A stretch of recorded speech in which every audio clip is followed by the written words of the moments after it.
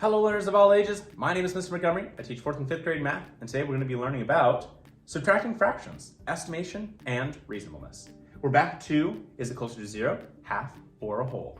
Now we have a subtraction problem with fractions up here. We have 4/5 minus 1/4, and they say that a half would be close to the right answer, but it's our job to check to see if this is a reasonable guess. So we have 4/5.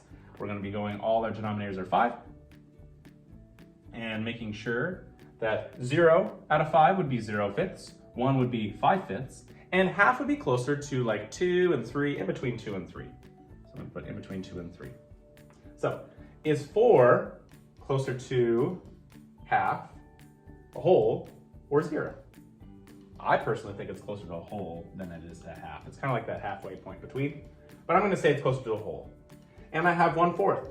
Is it closer to 0/4? Is it closer to 2/4? Or is it closer to 4/4? Well, it's kind of in between 0/4 and 2/4. So I guess I can say it's closer to a half.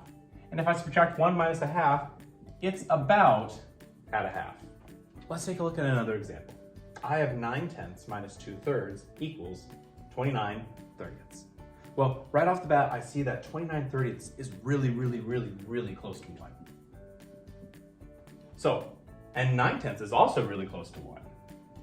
And 2/3 is really close to 1, or it's in between 1 and a half.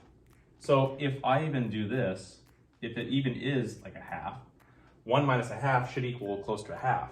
And if it's close to 1 in your estimation, 1 minus 1 does not equal 1, it equals 0. So this one is not reasonable. All right, my 5th grade friends, if we take a look at page 109, you'll see that we're going to be doing practice problems number 1 and 2.